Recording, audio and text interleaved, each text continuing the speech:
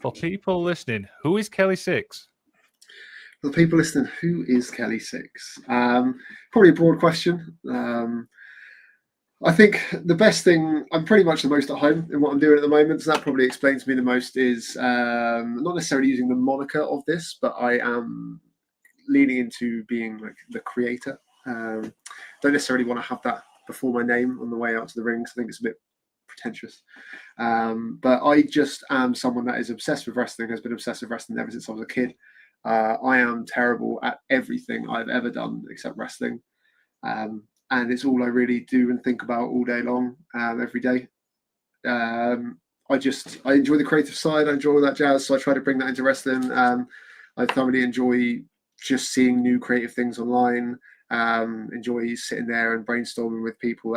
That whole creative process is my favorite thing about wrestling. So that's what I try to bring to the table. I love showmanship. I love performing. So that's why I like stage shows and things like that as well. So it's a big amalgamation of over-the-top presentation and being the most creative person I can be. And that's a great good intro. Kelly, how's the week been, mate? I know we're only on Monday. Yeah, it's been a day. So yeah, all my weekdays I'm up at 5 a.m. to go to the gym, as I have been for the past year now, I think. So I'm tired because coming in from a weekend, I never sleep properly beforehand, but it's fine. It's what we do to get to where we want to be.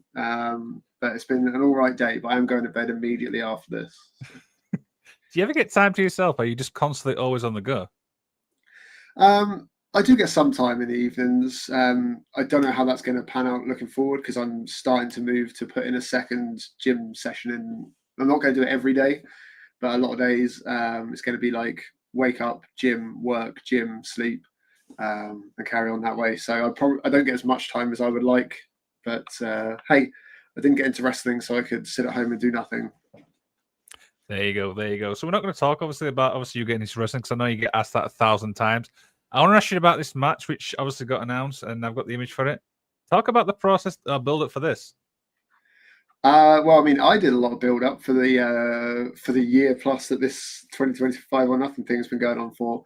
But in terms of the match itself, I knew about it when everybody else did. So Andy runs his own ship his own way. Sometimes that's frustrating, and sometimes that's fantastic. And this is an example of it being fantastic. Didn't give me a chance to really get too nervous, because it was just there, and I was like, cool, I'm ready. And it was one of those things where like all the preparation leading up to this point was there for a reason. I didn't walk in going, oh, I wish I would have done more of XYZ, because I had done all I could do. And then I was being given one of the best wrestlers in the world today. So yeah, it was definitely an exciting few days where it just got announced, happened, feedback was through the roof. It was a great time. And what was that match like? Because I saw some of the highlights, and that guy absolutely just goes full pelt every time. Yeah, Luke has like real explosive sort of energy, and that's something that I've been training on for a long time anyway, because it's good for wrestling. Like steady state cardio is a bit of a waste of time for wrestling, because it's very up, down, up, down, up, down. But he just has that other gear that other people can't switch into. And like, I knew I could do it. And so you'll see me do it at points, but he just does it constantly. Every time something's running, he's going a million miles an hour faster than everybody else. Yeah, he's definitely someone that I've learned a lot from in that sense. So when the next opportunity arises, they're going to see a little bit of Luke Jacobs and what the Kelly Sixx does. And it's funny because I looked at the promo after and stuff like that, and my God, your chest looked absolute battered and bruised. Yeah, I tend to be fair, like that's obviously mostly him, but partially me. My body does bruise and cut and like bleed easily. So yeah, I was probably a good opponent for him to show that kind of stuff off. But I mean, like I was raised on this, for lack of a better term. I came up through the backyard and everything, and even before that, me and my mates we had a big mate at school, like a lot more bulky than the rest of us. They would just beat the shit out of us for a laugh, and we just enjoyed that stuff. So yeah, big heavy strikes and stuff like that is well within my wheelhouse, and I'll never have any problem with those. Absolutely. So I want to talk about obviously the 2025 and nothing stuff like that. How did this all obviously begin? Because it has really got me invested. I've got to be honest with you. Well, it's been going on for a long time. Like I don't think I've said before, but like I originally set the goal before lockdown. I was like, okay, I need to sort this out. Need to really give it a proper go, because I'd done so much. But it's like, imagine how much I could do if I really locked in. And then obviously lockdown happened. I also dislocated my shoulder right before lockdown as well. And so just life fell apart. And then I kind of got comfortable living up in London. And then eventually when I moved back home, I was like, okay, I was going to Rev Pro at that time for the training school and things. And I went to the anniversary show, which is the one that was headlined by Osprey and Shingo. And I was there like, this is because I've always been obsessed with Rev Pro in general, because me and Andy have had a fair few conversations about just what his philosophy is for the show, what it is for the future, and how he wants to grow it. And he's followed that as he's gone. It's all happened. I mean, they just announced Wembley the other day. That doesn't happen without his constant, steady growth plan that he's got going on. There's my dog having a nice bark outside, so I hope it's not too loud. But yes, I've always been obsessed with that. And then we had the anniversary show then where I was like, I need to be here. But I am nowhere near the level of even like the smallest matches on the card. So I like steadily worked, got better, lost a lot of weight. Got to the year after, the one that was headlined by Luke and Michael. And at that one, I was like, okay, I still feel that I need to be here, but now it's within reach. Like, I'm not good enough yet, but now I know with the progression I've made that I can be good enough. Whereas beforehand, it was like, it was out of the question. I'm not even on the spectrum in that sense. But with that, I was like, okay, I can do it, but now I've got to work hard. Worked hard all the way through to February. In February, for my birthday, I announced it essentially like publicly. I'm just going to have to close the window, I'm afraid, because I don't know if you can hear it, but the dog's just going off. What will be the first time a dog's actually interfered? Yeah, we got two rescues. Can you still hear her now? It's fine. It's all right. Carry on. Right, fucking Tom. We got two rescues from Cyprus, and so like one of them's very anxious and stuff, and so she goes outside, sees something ruffle, and goes, oh. But yeah, so 2025 or nothing. It got to that anniversary show, and I was like, I need to do everything. Got to my birthday, and I was like, right, I'm going to make it public now, because like I've kind of waited in line quietly on the side, and I've been doing all the extra work. And I've been back then, Andy used to take the training sessions, so I was always in front of him. Around that time, he stopped taking the sessions. So I'm like, I'm not even in front of him now. He needs to know what I'm trying to do here. And I'd spoken to him about it before, but obviously everyone speaks to him all the time, trying to put over what they want to do. I was like, I'm just going to make this public. And also it means that like it does two more things. It pushes me, because there's no way I'm getting to the end of the year and not having done what I said I was going to do. And two, also it means that if we get there, because it's still an if, the people would have been able to follow it along, and then they can celebrate with me. And it won't just be like me achieving something and then putting up a post going, by the way, I've been doing this in the background. Wrestling is a show. It's there, and people should be able to follow along as they go. So made it public, went through the year, had a few conversations with Andy. It was very much a conversation of, we might have something, we might not. There was never anything ever locked in. And then out of nowhere, here, have Luke Jacobs. And so, yeah, it was fantastic. It's crazy, man. Stuff like that. Now, during obviously your promo stuff, you opened up a lot about you, obviously like struggles and stuff like health wise and stuff like that. I mean, do you mind opening up about some of those? Yeah, I mean, I find it an odd thing to talk about, because I'm someone that's been in and out of hospital since I was a kid, with a million different things, from like illnesses to broken bones and things like that. And so I try not to go to the doctors very often, like if I don't need to.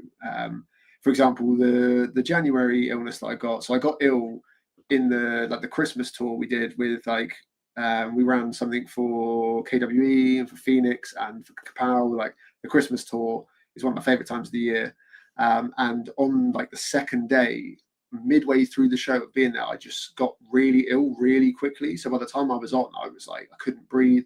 It was awful. And then the next day, I like forced myself through it, because I was running the next show the next day with Phoenix. And after that, I just went to bed, and I was just horrendously ill. There was a couple of days at the start. And so this is why we think it might have been just like COVID or something. It also might have just been that I've never actually had the flu before, and I just thought I had, because there was 2 days where I physically couldn't get out of bed. Like I had to text people downstairs and be like, can you bring me water? I can't lift the covers off me. And I'd never felt that weak before without having actually been in hospital. I stayed at home. I was like, I'm just going to rest through this. And then in January, I started coughing up blood.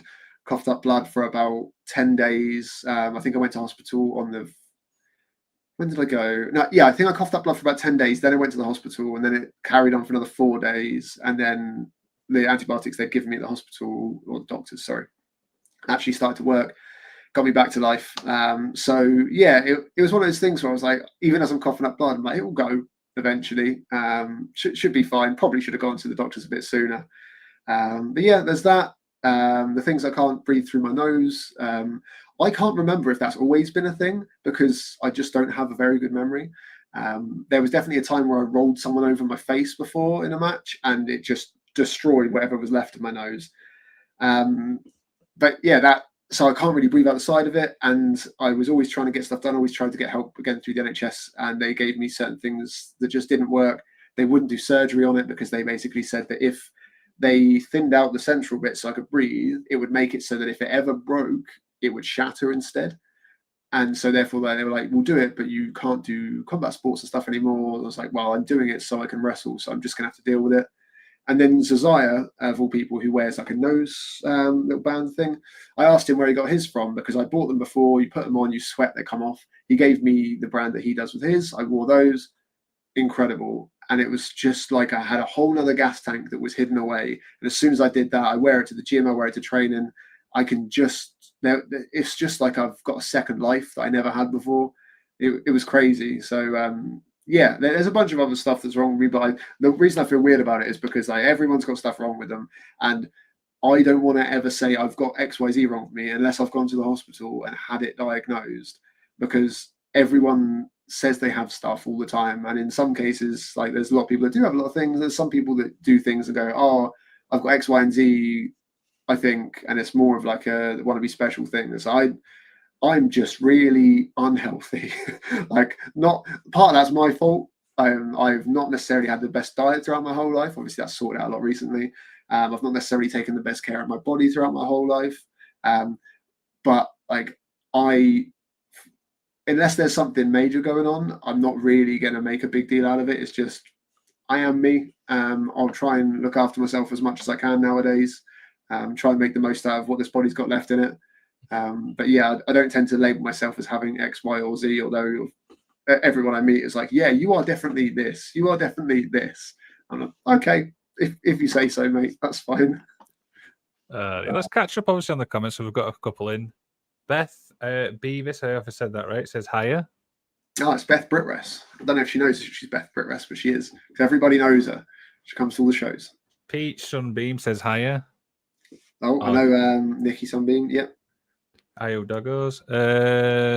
She also said, you absolutely killed it in your match against Luke Jacobs in Southampton. Kelly, I'm so proud. Well, there you go. I mean, Beth has been one of those people that has been a supporter for a little while now. Probably since I started, because I've been coming to the shows and helping out and stuff like that. She's obviously seen me around a lot. And then she's been one of the more vocal people. So there's some people that will just sort of help out signal boosting when big things happen, or when there's big opportunities that could happen.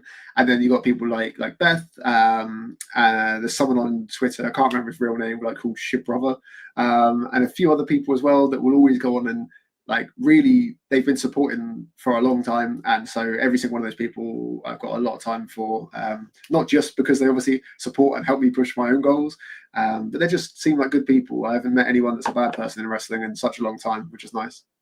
So we've got a couple of fan questions here as well. Wrestle Wellbeing says, has your health complications affected your mental health, if at all? I don't know. I don't think so. Because that's never really thought about linking the two. Not really. The only time where it was ever mixed, and like more obviously mixed, was during lockdown, because I had my dislocated shoulder, and it was really bad, this dislocation. The first one, I was back in the ring 2 weeks later. Wasn't 100%, but I could wrestle. When I did this one, I couldn't even walk without pain. So I couldn't do home workouts like everyone else was doing, all that stuff. I got really heavy, like really heavy. I think I was 260 pounds at one point. Bearing in mind now I'm like 170. So like, I was really big. All me and my partner at the time did was drink vodka all day, every day, and eat takeaways. And I'm not kidding when I say all day, every day. Like, we did a lot of that stuff. And that's obviously led to a lot of sort of sad thoughts and got me probably into a quite a depressive state. But that's entirely all self-inflicted because I was allowing myself to be in that state. I also, at the same time, had one of the best times of my life in lockdown because I was spending it with someone that I loved at the time, and I was being able to play games with my friends all the time, and because I'd paid my taxes through wrestling for many years before that, because I went full time back in 2017. I was also being paid my self-employment grant, so I had money to be able to afford to pay the bills and do things. So I was having a great time. But obviously, the come downs weren't great either. So that's probably the only direct link. I'm sure if I got injured at this point, bearing in mind the run I'm on at the moment, I'm not really sure how I deal with that mentally, but I'm not. So touch wood, and we'll keep riding the high. There you go. Next one is, who were your inspiration to become a wrestler? The video game SmackDown not SmackDown versus Raw. It was SmackDown Here Comes the Pain. That was what, well, I don't know if it made me want to become a wrestler, but it made me want to wrestle. My friend got me to play that. We ended up wrestling on on fucking, what do you call them, mattresses. Then we ended up wrestling on trampolines. Then I found a training school when I did that. In terms of the wrestlers that inspired me to the type of wrestling I like to do, which I presume is what the question is aiming at, people like Shawn Michaels, late big match Shawn Michaels, post 2005 kind of thing, was a big influence for me. Eddie Guerrero. I was a big John Cena fan. I used to call myself Josh Cena when I was back. What was that, 14? And then my mates would always just pick a random name as well. So one of my mates was Pete Mysterio. His name was Dave, but he called himself Pete Mysterio. So I just picked Josh because it was similar to John. And yeah, it's fucking Wiltimo Dragon, who was instead of Ultimo Dragon. Doesn't even make sense. But yeah, so yeah, those were the ones that kind of influenced me, I think. That's brilliant. And Peachy Sunbeam says, if you could wrestle anyone, past, current, or up and coming, who would it be? Past, current, or up and coming.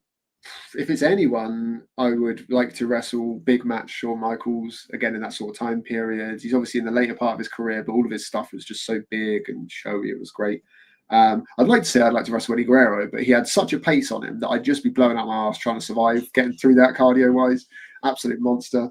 I really want to wrestle Chris Hero. I know that he doesn't really wrestle anymore. He does little bits in indie promotions in America. He also does backstage stuff for AEW, but he was one of my best mates' favorite wrestlers of all time. And I watched him when he came out of NXT, and he was quite big, Chris Hero. Just the way he puts together his matches and stuff blows my mind. He was a completely different structure to what everybody else was doing. So Chris Hero, if you're ever in the UK, that's my request. Andy Quilden, if you're ever booking dream matches, that's the one for me. Thank you. And future's fucking impossible. If you're talking about the future, it's your people like your Leon Slaters, etc., which obviously love to wrestle. But they may happen in the current day, so who knows?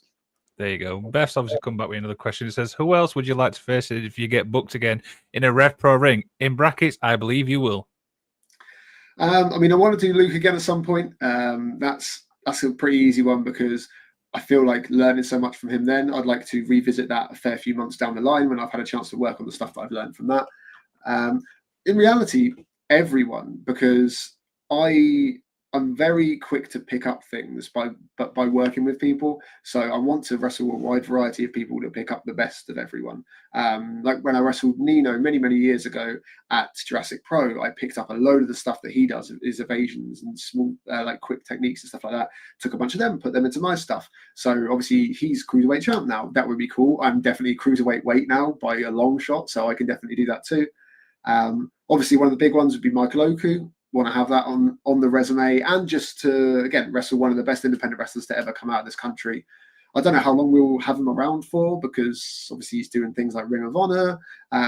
We're hoping I want him to go and to achieve everything he wants to achieve and everything he deserves to achieve, both him and Amira.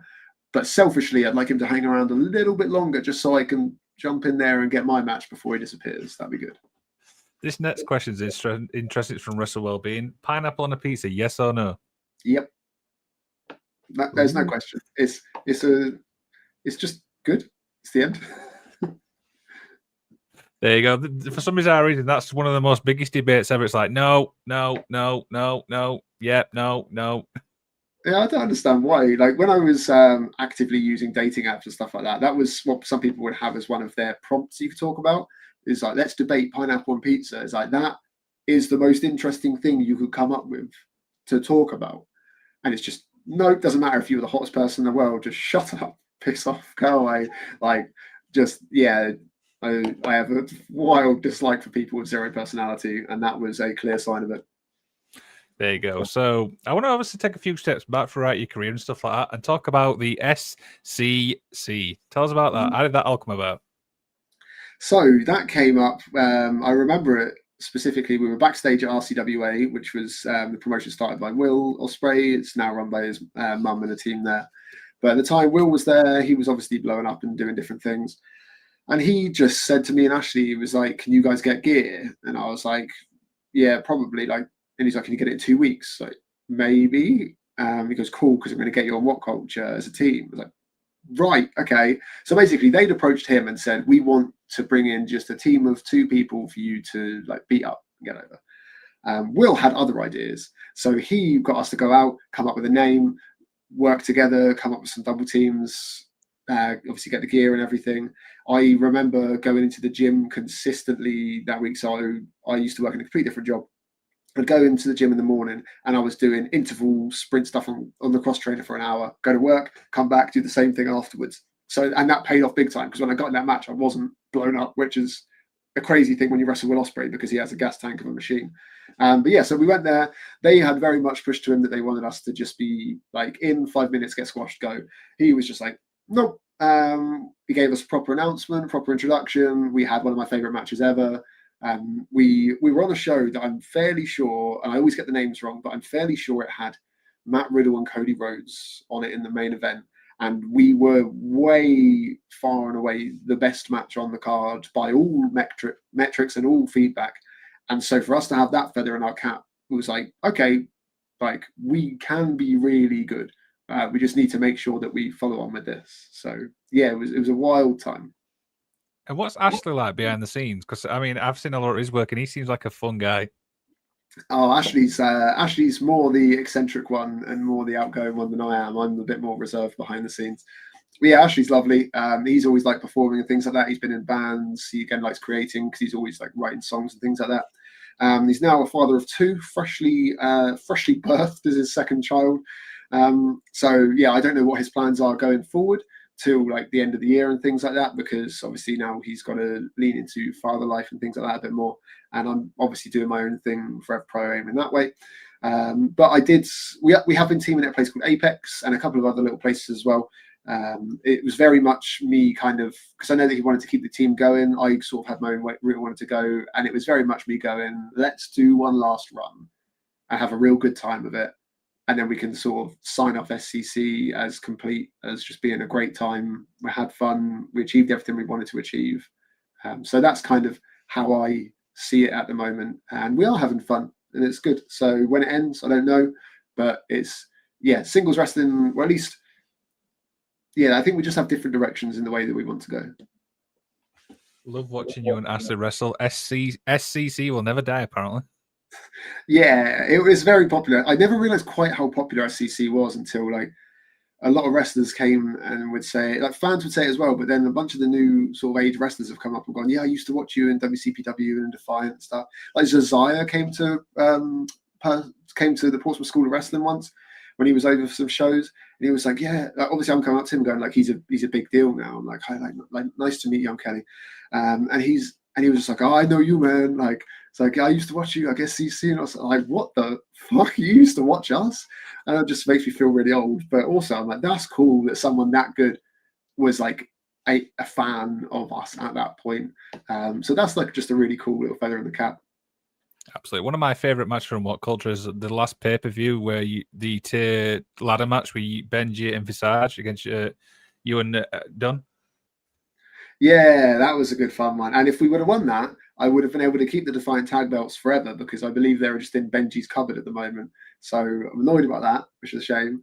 That was also a match where I always used to do this thing when I was yarding where I do the, I think Kenta does it. Yeah, he does do it. The Falcon Arrow off the top rope kind of thing. And I just did one off the second in this match, which I hadn't done in ages, but did it. And as I landed, I just felt my ass split apart. And I genuinely was like hands down pants checking to see if I was bleeding, because I was like, that was not anything I'm ever going to do again. It was never that painful when I used to do it when I was younger. So yeah, I have fun memories of that. I love both those guys. They're awesome. So yeah. Absolutely. So I want to talk a little bit about the fan base and stuff like that. For you, obviously being in wrestling, how would you describe the fan base? I don't know. I think you're going to have to be more specific with that one. Like just fans in general. So yeah, the fans in general. Do you know what I mean? How would you describe the fans? They can be all over the place. Obviously, I think I have quite a good set of fans at the moment, where all the shows I'm at and all the people I talk to are really, really nice, really polite, really just excited for me to do stuff, which is great, because I really feel like we've built a natural organic movement, which is what's going to make 2025 or nothing pay off more if I can actually get there. We have less than 4 months now, but if we can get there, it's because we did it as a group. It wasn't just me. It was me, the wrestlers that are vouching for me behind the scenes, and the fans that are vouching for me in front of the scenes. So I love that. I'm definitely in the best state now. I've got my long-term followers like Nikki, who's obviously asking the messages in the chat. You've got Kirsty as well. I don't know if she's watching, but like she's got long-term fans like that have always been around. They always buy the merch. They're always supporting, and like those people I'll always hold dear to my heart as well. We also get other fans. Like I saw one the other day, and I don't know if he thought it was weird, but like I'll leave the name out of the person, but like he said, "Oh, I used to come and watch you at Pride Promotions, which used to run down sort of Devon Way. Used to have a great time there." He said, "I used to come see you at Pride Promotions. You were with this girl, this female wrestler." And he goes, "Yeah, I was looking at her ass." And he kind of looked at me like he thought that I'd go, "Ha ha, good job, mate." Like, what do you want me to respond to that? Like, that was my girlfriend at the time. Like, cool, good fucking job. So you get weirdos like that as well. But at the end of the day, it wasn't harmful. I just kind of walk away from those situations going, what did this person just say to me? I'm just going somewhere else. I can't imagine what you'd actually say. How did you respond to that? I don't know. I honestly can't remember what I did. I think I just looked, because I'm trying to get better at, I'm very hard at cutting off conversations. Like, I'm very bad at it. And so I've started just, if people say dumb things, I've started just not responding and just looking at them. And like, I'll let them shut the conversation down, because otherwise I'll let them carry on talking. Like, I could have had like many more lines of him saying stuff like that if I would have kept talking. So I kind of just looked and was like, and that's like the end of the conversation. Like, yeah, okay, I'm just gonna like disappear. Oh dear. And he's like, "Oh, do you still talk to her now?" I was like, "No, just fuck off. I'd rather not, thanks. Cheers." And sorry, rather not have the conversation, rather not talk to her. We're on good terms. That's fine. Like, that's not a problem. But I was just like, why are you asking me about the relationship I had 7 years ago? Like, we're both living great lives, so leave us be. I think Beth says, "What a weirdo." It was strange. And like, and if he watches this, I don't want him to take offense to like me. Like, that's just a weird thing to say, bro. Like, I don't think you're a bad person. You just said some weird shit. So like, maybe don't. That's my thoughts anyway. Right, let's get these two fan questions out, which I sent you. And this one comes from Ian Skinner, Pro Wrestling. It says, "Name 10 women." I don't know why he's asking this. Name 10 women: Beth Britress, Nikki Sunbeam, Kirsty. That's the lot. Oh, Francesca, the ring announcer, Danny Luna. I'm not naming any more wrestlers or anything. Just, I think, Ian Skinner is a very funny kid. I thoroughly enjoy him. We did the first Soft Pro show together, and there's a, I think it was the first one, and there's just a clip where someone videoed us just dancing to people's entrance music up on the balcony, and he's just very much my vibe of, I go to wrestling and I have fun. Like, I love entrances for starters, so I love entrance music, and I just have a good time. And he was there with me, and we just had a good time, and I love him. He's a proper wind up. He's just a good kid in general. He's another one as well, though, where he's got his characters, down to a T. I don't think it's a character. I think it's him, to be honest. He's every time I've had a conversation with him, it's like talking to the person in the ring. So, and I like that, because that's how I am. Is I know people say you should turn yourself up or whatever, and maybe I do turn myself up. Maybe he does as well. But this is very much me. when people tune in, they see a promo, maybe I'm a little bit more worked up as I do it, but like it's just me talking as me. I'm not making something up. This whole journey with 2025 and nothing is a real journey that may fail. So like all the passion in there is real, and I think that's why people connect with it. Absolutely. The other one's obviously from Simon Gibb, who's a regular listener to the show. It's a 2-part question. Go-to cheat meal. Go-to cheat meal. I am a man that has had many cheat meals, and to the point that a cheat meal would probably be in reverse, where I have a salad instead. But I have to say the greatest food of all time is the sandwich. I have a sandwich tattoo because you can put anything in a sandwich and it will just make it better. So I'm just going to say some breed of sandwich. There are specific types, but this is not a food podcast. And the second one, and I'm curious to see how you can answer this one. It says, "Why so handsome?" Why so handsome? Honestly, mate, lost a lot of weight and my cheekbones came out. That's the rule. Whenever I lose weight, I always immediately get compliments from people, and it reminds me of like why I need to not get fat again, because whenever I get fat, my face proper puffs out, and then as soon as I lose it, like I used to look. Don't get me wrong. Like as I've got older, I prefer my skin to be a little bit more like it was when I was like in my teens. That would be great. But no, I get a lot of compliments from men and women collectively, and you know what? Go ahead and compliment away, because I went through many years of being fat where I didn't get any of that. So I'm collecting it all now, and it's all taken very well. Ref's obviously come back with another question. It says, "What is Gideon's beef with Francesca?" All right, I need to ask a question about that. Wait, I've put this in front of the screen, so bear with me. Hang on. Actually, I have no clue why.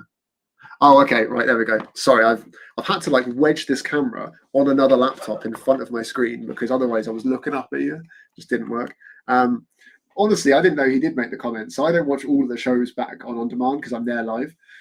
I know that he made the comment on Twitter the other day because I put something out where like part of the voiceover for it was saying about being a big disappointment, and it just happened to be as she was coming out. But the reason for that clip wasn't because of her. It was because I needed clips from the start of the show where no other wrestlers were there.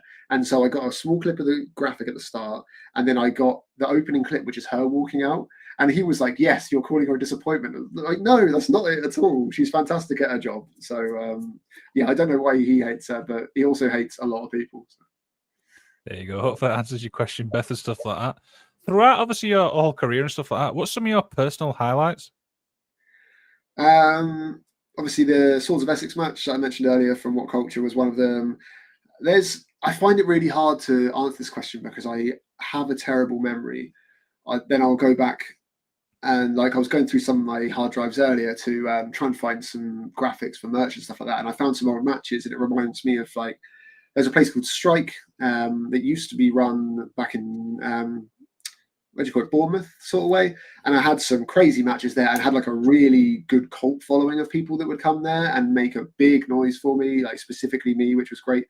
And I had a match with a guy called Jake McCluskey there, and we main evented that, went for like 25 minutes, and it was just one of my favorite matches I've ever had. I did take like a Canadian off the second, and I genuinely feel like that knocked an inch off my height, because like I landed upside down, but like not in a good way, and I felt it go like and then as I was led there afterwards, like I'm not sure if I can carry on. I'm gonna try, and I carried on and finished. But yeah, I think I lost an inch of height off that one. There's a kid called Archie Cole, who obviously has been on the Rev Pro recently. He came from down the same way as me, been through Kapow and things like that. And I got booked against him once. I'm very much, especially at that time, like I don't wrestle for them anymore, but at that time they brought me in to have the wrestling match on a card where they'd have a bunch of characters and stuff like that.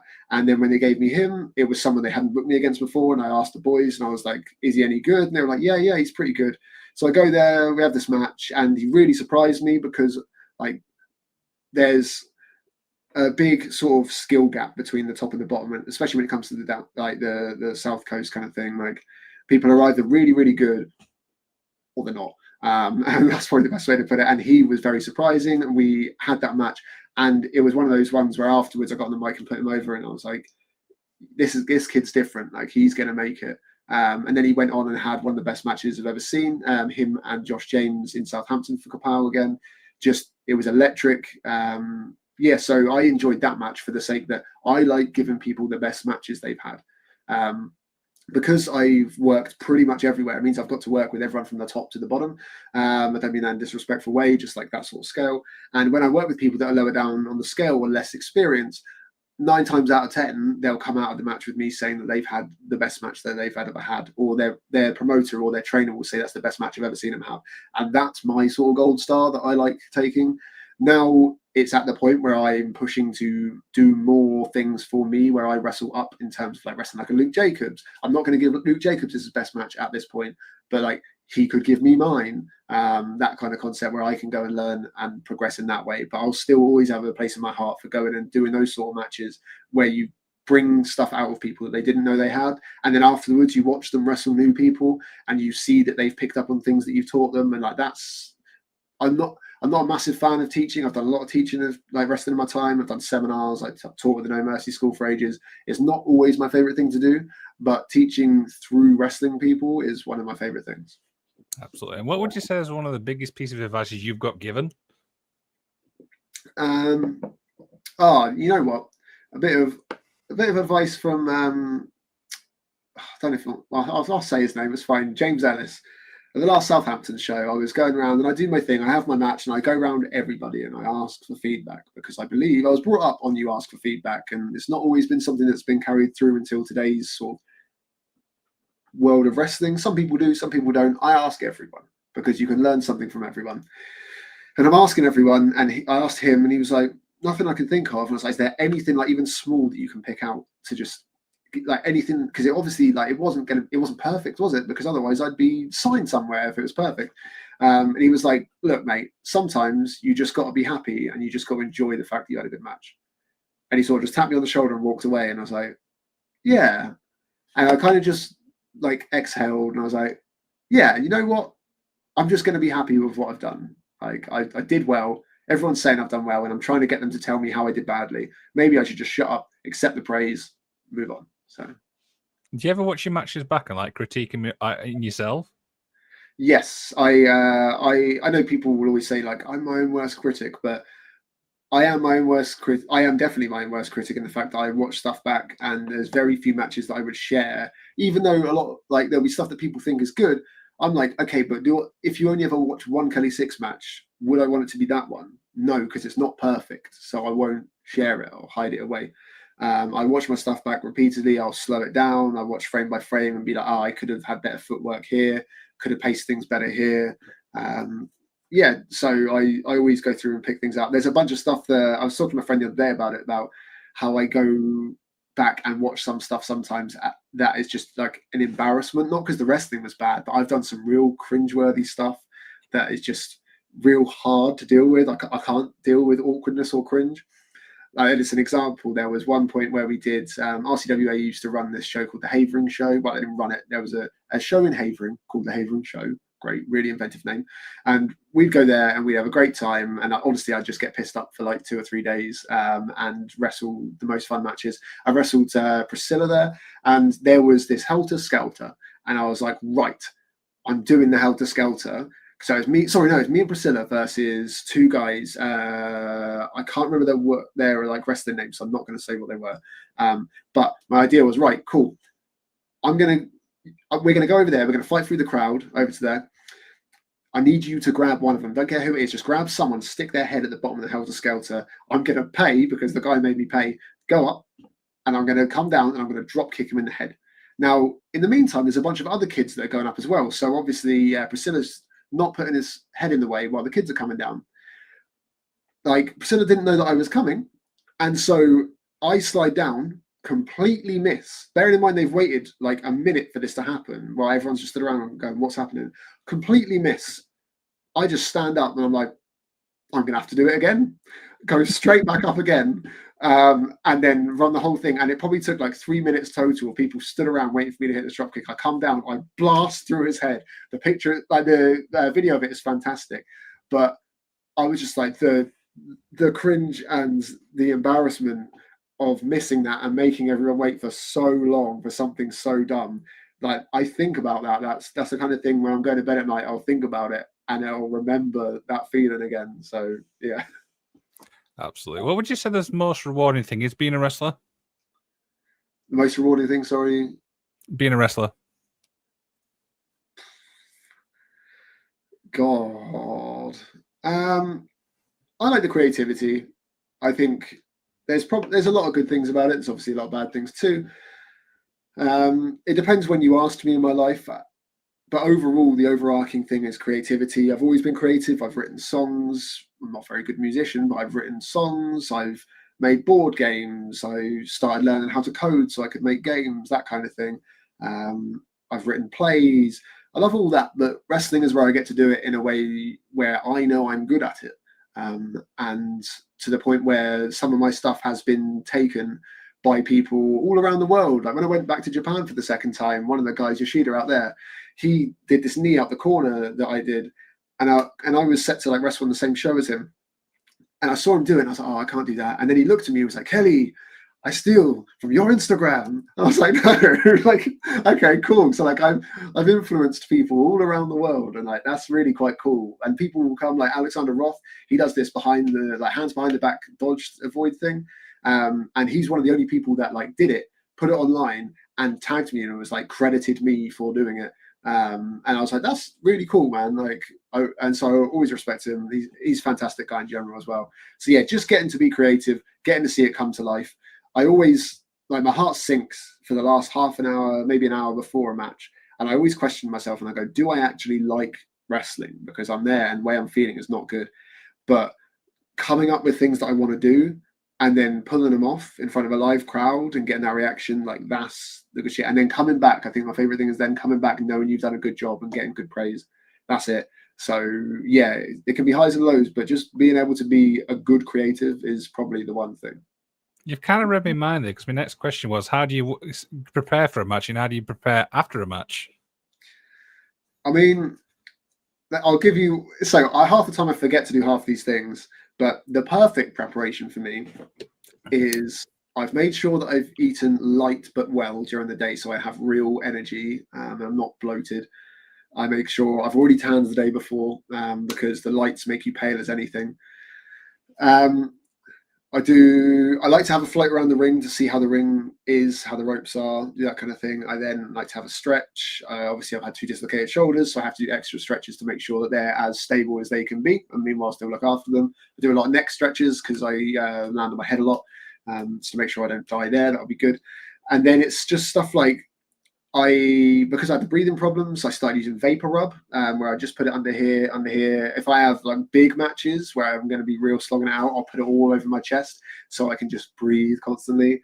I do that. I will write stuff on my wrist sometimes, depending on whether it's like means something to me or I need to like remember something. Like I read on the Rev Pro Southampton one that it was like things to remember if you get tired. Like these are the people you're letting down if you get tired. And I was like, okay, cool. I like to listen to music, but it's half the time I forget to do that as well because I feel like I need to get that adrenaline up. I'm a big music person for that. I'm sure there's some other things as well. Oh, I take pre-workout before I go out. I put my nose clip on. Probably some other stuff. Yeah, there's a big routine. If I remember to do it all, you'll know when I remember to do it all because I come out and I'm fantastic. If I forget bits of it, I'm all right. But yeah, there's a different level that I can come up to when I actually get all my prep work in. Peachy Sunbeam says, are you heading back to Japan again? No plans at the moment. So I was looking at possibly doing it this year, and then I was like, I can't go away and still be doing 2025 or nothing. Like my commitment needs to be here. So I'd like to go again next year in 2026. Obviously, if I complete this year, if I don't, then I guess I'll go as a tourist instead of a wrestler. But yeah, no plans in the book at the moment, but it is my favorite place in the entire world. So yeah. Absolutely. So do you still get a chance to watch wrestling from like a fan's point of view? Yeah, obviously there's different levels to it, and that's why I advise people, if you're not committed to being a wrestler, it's probably not worth going to training because you'll break some of the magic for yourself and you'll never be able to watch wrestling the same way. If you don't think you're going to commit your whole life to it, which is what it requires, don't even come to training. Just enjoy it as a fan because some of that magic will go the first day at training and it will continue to go. I watch, not to critique, but I watch and I have an appreciation for the way things are done in a different way to what an average fan will. So I'm not saying I don't enjoy wrestling, but you get more magic out of it than I will. So keep that magic. At the same time, like there was a video of I think whatever the AEW was, whereas Will and Swerve tagged against the Young Bucks not so long ago, and there's just a video like all my mates are just like having a few drinks and they're all chatting behind me, and because I wanted to watch the wrestling, there's me sat on the floor cross-legged just watching that match, and they took a picture of me to make fun of me. But I was like, no, but like that's me. Like, I'm invested, and every time something would pop off, I don't know what it's called, if there is a term for it, but back in the yard, it always used to be called marking out, where you just lose your mind. And I learned to just be free to let myself go. Like if I see something wild, I will big over the top react about it, not trying to play it cool. I'm having a great time and I'm going to let everyone know I'm having a good time. Best match you've watched live as a fan? There's probably better ones. I'm sure there is. But the one that will always stick with me, and it's one that like really sort of meant a lot watching it anyway, was I think it was the first York Hall Rev Pro show after Ospreay won the Best of the Super Juniors, I think, and he wrestled Mike Bailey. Some of that could be incorrect, so do check, but like he did wrestle Mike Bailey, that bit's correct. And he came out, and I was sat with his girlfriend at the time, and we were watching from the balcony, and and he just came out, and the reaction was insane. And he just kind of looked at us at one point, and it was like fucking like almost tears in his eyes, and we were like, "This is you, boy. Like we've known you for pretty much your whole life. This is like you deserve this shit." And then they went on to just have this incredible match. I'd never seen Mike Bailey live before, and he was just fantastic. Even though like the crowd were against him, he was still popping out stuff that I'd never seen before. And I just have a special place in my heart for that match, I think. Okay, so a few more questions obviously as we begin to wind down. What's the goals for you now outside the ring? Outside the ring, I think one day I'd like to. It depends on where my life takes me. I've kind of left it free at the moment to do what I want to do. I've never really had a direct route. It's just wherever wrestling takes me. If I can become a big deal over here with Rev Pro, I believe Rev Pro are going to grow and grow and grow, and it will be somewhere that like you can permanently make a living at some point just doing them. So that's something I would like to do because I believe in that. And I would like to be a part of that more than anything. More like if we can get to the point where Rev Pro is able to pay those wages where people can make a full-time living off of it, I'd rather do that than go abroad to different places, in my personal opinion. I just think I'd rather be a part of that. Alternatively, obviously there's things like AEW. WWE is not necessarily my cup of tea. Like I can appreciate the pageantry of it all because I love shows. And I'm just a believer in like showmanship and things like that. But AEW's possibility, New Japan's obviously something because where I'd consider living in Japan. I think it's, like I say, the best place in the world. So I would consider living over there as well. It's basically wherever life takes me. I'm not setting an end goal. I'm setting little goals because if I set an end goal, it means that I'll miss out on some of the fun experiences on the way. Whereas now I'm like, cool, 2025 and nothing is the only thing that's keeping me grounded here. Anything else that goes on alongside it is great. But then when that's done, I mean, they just announced Wembley. That's the new goal, doing that. So I'm not, even if I was going to go abroad, if my goal was to move and live in Japan by next year, I likely couldn't do Wembley. So like that would stop me being able to achieve what I want to achieve. So yeah, little goals. And I say little not in a derogatory way. I say little goals in the sense of like step by step to get where I want to go. There you go. So obviously 2025, we've got, how many days is it until the end, until you achieve it? I'll tell you now, the secret is that I just Google it every time I make a post.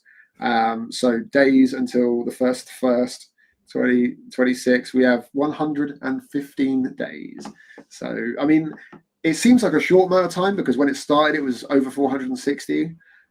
So obviously 115 being left seems like we're kind of in panic mode now, but that is almost 4 months.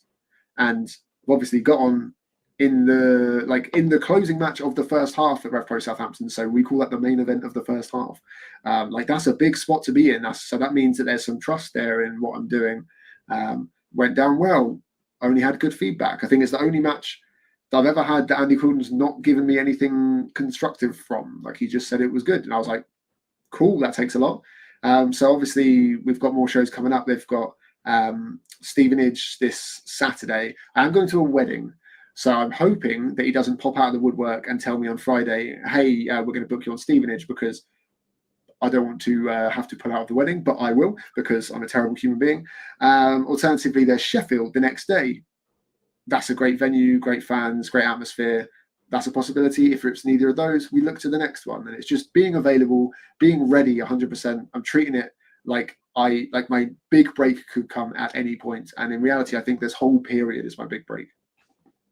I think, you know what? I think Beth said it well earlier on. I think we will see you, you know, exactly where you want to go, man. Do you know what I mean? I believe in you. Yeah, thank you very much, man. I appreciate it. And it seems like a lot of people do believe in me now. And it doesn't seem like performative or anything. There's just a lot of people that really have the belief it will happen. And I really, really, really hope that when it comes to the end of the year, I haven't let them down. So we'll see what we can do. Absolutely. Kelly, it's been an absolute blast, mate. I hope you've enjoyed yourself today. Yeah, absolutely, mate. Thank you for having me on. So a couple of more things, mate. Is anything you'd like to plug? So there will be a new merch shop. I'm currently talking with an old friend of mine to get my stuff on an on-demand merch shop. And so that will be coming out. It would be out now, but I am not good at organizing myself. So it is not live now, but that will be posted everywhere. So if you want to catch that, just pay attention to my socials. The most important social to ever follow me on is Instagram. It's just a better place full of less toxicity, and everything I post there is something happy or reflective. All of the words in my posts mean something and they reflect something to how I'm feeling at the time as well. So you can read into those things how you want. That's always a fun game that people like to play. But yeah, at Kelly Sixx UK on Insta. I'm also at Kelly Sixx UK on Twitter. You can also find my Facebook fan page. I think my YouTube is also Kelly Sixx UK as well. I try to update things on there. I'm going to bring up some old matches that I've found recently. I'm going to edit those and put some of those up, so there'll be new fun things. But yeah, honestly, just grab me on the Instagram. Have fun, see me at shows. Come up and talk to me at shows. Like I can, depending on how I'm feeling, I'm very introverted normally. So like when I walk past the queues outside Rev Pro, for example, I usually am not making eye contact with people because I don't want it to be weird. But like when people, like Beth has done this now because she knows that I'm like this, and so she'll shout, "Hey Kelly," and I'll look up and we'll have a conversation. So if you see me and you want to just say hello or you want to have a conversation, just shout at me. And that will always be the right answer because otherwise I'm going to keep my head down and look at the floor because I'm a massive introvert when I'm in spaces around people I don't know. So yeah. There you go. What we'll do is, mate, we'll put all links in the description of this video for you so people can jump from obviously that. Once they watch this, they're going to support you as that. Yeah, that's perfect, mate. Thank you very much. Absolutely. So I need one final thing from you now. So everyone I interview gets to do the outro for this show. So you can say anything you want. You can promote anything you want. And I will end the stream. Kelly Sixx, it's over to you, bro. I can promote and spread anything I want. Oh God. Oh, this is terrible. On the spot. What do other people do? They just say thank you or whatever they want. It's entirely up to you, man. Okay, cool. Yeah, I mean, thank you for having me on. Please, everybody else, make sure you tune in for any of the future interviews they have here as well. He's been treating me very kindly. It took us months and months and months to get to this point because just either of us couldn't make it, mainly me, just being terrible at responding. But yeah, go ahead and follow the guys. Follow me on the Insta, and let's just have a good time. And let's like make some more noise, and let's make 2025 or nothing happen because I can't do it without everybody else. So thank you. There you go.